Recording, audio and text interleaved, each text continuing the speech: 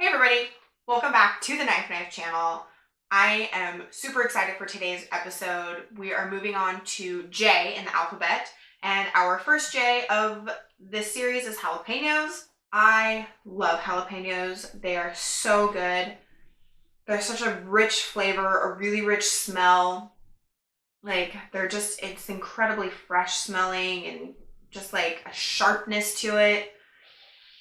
This is just going to turn into an episode of me sticking jalapenos up my nose, which will be painful but smell incredibly wonderful. Another reason I love having jalapenos as a meal option is they are incredibly cheap.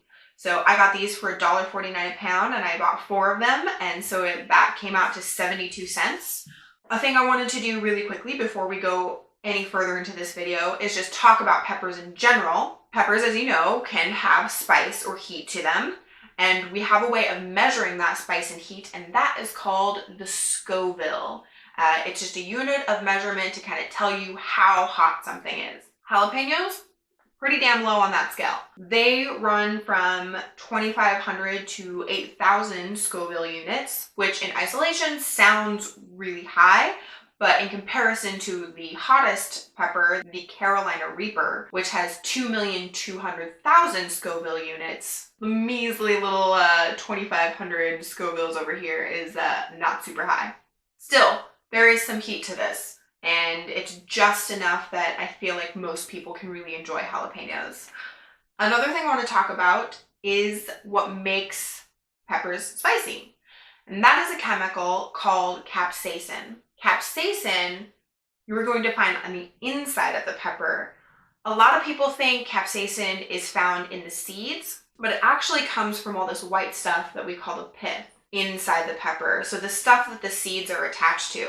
And the seeds do become coated in capsaicin. So there's residue on it, so they do have spice to them, but it isn't the source of the heat. So if you're doing anything with jalapenos and you want to reduce the level of heat, just remove all this white stuff and remove the seeds, because they will have some of that capsaicin, and you'll get a little bit of heat because it will leave a residue, but it's not going to be as spicy as if you left it in here. That'll just help you on your pepper journey. Let's just get started.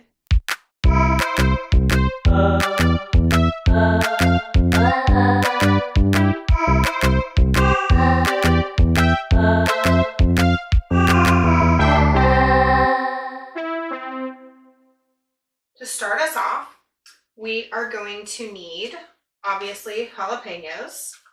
We're also going to want some green onions, some smoked paprika, cheddar cheese, 1 egg, garlic. I'm using buttermilk today, but you can also use an alternative milk, and as well as the cheese. You can use alternatives to these. You don't have to use dairy-based. Some breadcrumbs that are dried or panko, either one. And we'll also need a little bit of oil and salt and pepper, of course. Did I say oil? You don't. You're not even here yet, so you don't know. And we will be preheating the oven to 350. So, done. While we're doing all this prep over here, our oven is going to be preheating, and so it'll be ready by the time we are done. I just realized I'm wearing glasses now and I wasn't earlier. I'm just going to go ahead and take those off. Well, actually, I kind of need them. When cutting peppers, if you're cutting a spicy pepper, so obviously bell peppers are, shit out of luck, you can wear gloves if you want, because that capsaicin I was talking about earlier can rub off on your fingertips. And if you rub your eye, or you go to the bathroom and wipe, I don't know, if you're somebody who picks your nose, it'll get up there and burn your nose. Obviously wash your hands as soon as you're done with the peppers. A thing that I like to do when I'm done cutting peppers is I'll have some fresh citrus around, and I will rub it on my fingertips because it removes the capsaicin from your fingertips really well. I still wash my hands when I'm done with the lemon juice or the lime juice, whichever citrus I have, but it really, really helps get it off, and you don't have to worry about getting it in your eye. If you're somebody who has a grapefruit spoon, see it's got these ridges on the edge. This is really helpful, but if you just have a regular spoon, that's also fine. But I like this for getting the little pith out.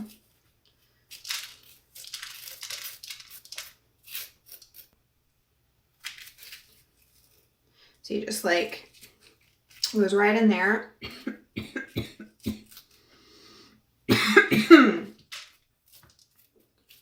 If you are sensitive to capsaicin, peppers and working with peppers can make you cough. So that's one way of doing it. So you have it cut in half and then you just scoop it out.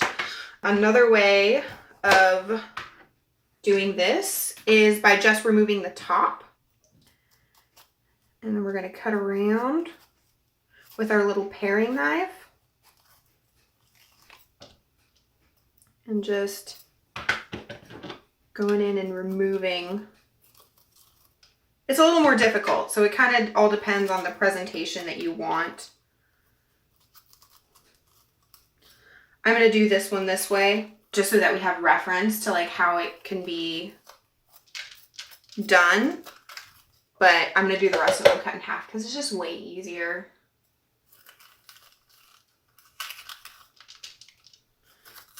And there's going to be some seeds left at the bottom of this one, so it's going to be spicier than the other ones. So I've got all my guys kind of hanging out. I'm going to get rid of all the seeds and any kind of I'm going to rub my fingertips with that citrus. For my stuffed jalapenos, I like to use tomato paste. It's just something a little different than the standard cheddar cream cheese combo. So I'm just taking out half the can. That's all I need. And I just got one of the really small ones. So like the 6-ounce can. Now I'm adding a tablespoon of the buttermilk or whatever milk it is that I'm using for this. Getting that nice and mixed in. It's not as creamy as I want it yet, so I'm going to add another tablespoon. Next thing I'm going to do is add the green onions. This you can add as much as you want. It kind of just depends on like how much onion do you like. I would say I would recommend a 1/4 cup. That way you're getting even distribution over all the jalapenos. Next I'm going to break off just a single clove of garlic. Cutting off that end. Doing a little unwrapping. Now I'm going to use the smallest hole on my cheese grater. And I'm just going to rinse that off because I'm going to use it again. Get these guys mixed in. That way that garlic flavor starts incorporating into the tomato. We want cheddar cheese. I'm going to be using the small hole on the cheese grater just because I want the cheddar to incorporate really well into the tomato mixture. And I want a 1/2 cup of cheese. And that was perfect. That was a 1/2 cup.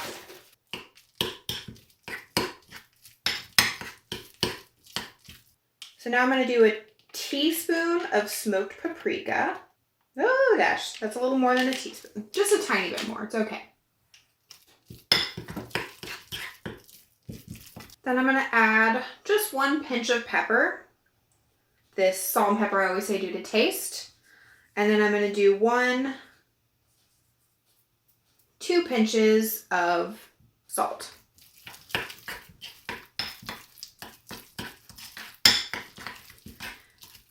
And we're going to want a couple of bowls. I have these shallow little plates, whatever you have. And then we're going to smash our breadcrumbs.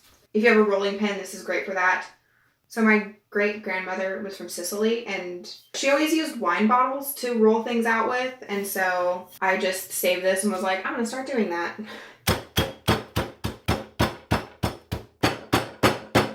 One of those bits just would not break down. Not dry enough.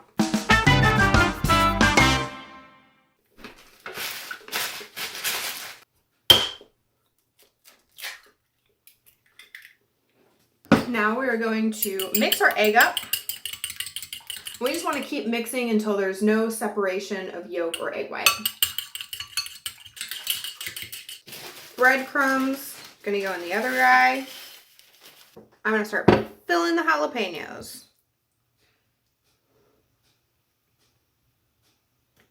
And it's just enough that it's like a level, fills the hollow emptied out jalapeno. Just a shell of its former self. This one's a little more difficult because you kind of got to pack everything down inside. And this is where my grapefruit spoon comes in handy again because it's got this lovely tip. I've got all my guys and my tray, and I'm just gonna do a tiny little bit of oil. And I'm just gonna be doing this like right down the center where I'm gonna be laying the jalapenos. I'm not gonna spread the oil all over because I only want it to be on surface area that's going to be covered by the jalapenos. If I just have it in these other areas that are not going to be touched by any food, the oil's just going to start to burn. It'll get really dark and kind of coat the pan itself, and it's really hard to scrub off. So I just will brush the oil onto the exact spaces that I'm going to be placing my jalapenos. Start with this guy. We're just going to roll it in some egg whites, roll it in some breadcrumbs. Bam, done.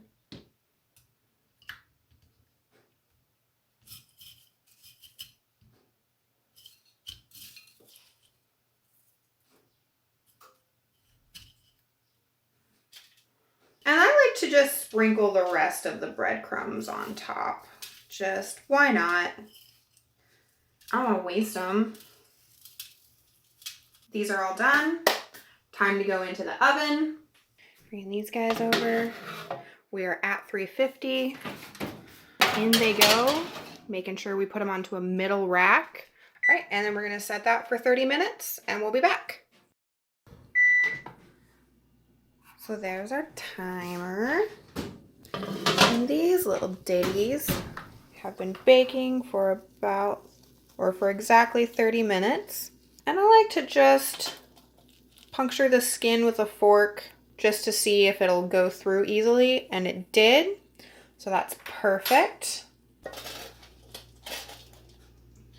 And they're pretty soft at this point, so just being aware of that. And I would say if you wanted to, these topped with sour cream wouldn't be too bad. There are endless possibilities with these guys. You could have added bacon to it.